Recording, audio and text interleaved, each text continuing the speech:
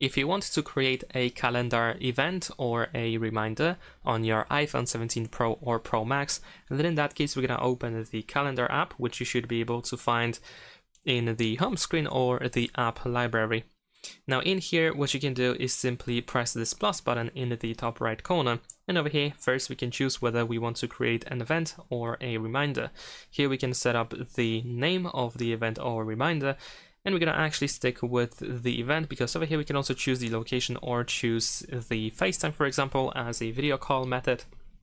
You can also set up the time and date. You can also set the event to last a whole day, so you don't have to pick the time, just the date. You can tap on these options in order to choose a different date or time. We can also include a travel time, whether the event should be repeatable or not over here in this place. We can also choose which calendar we want to use because we have different categories in the calendar. We can also include invitees or invitees.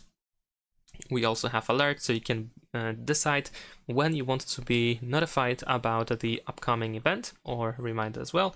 We can add attachments, add the website link, or add notes over here as well. And once you set everything up, we can just press this check in the top right corner. And that's pretty much it. Thanks for watching, leave a like and subscribe.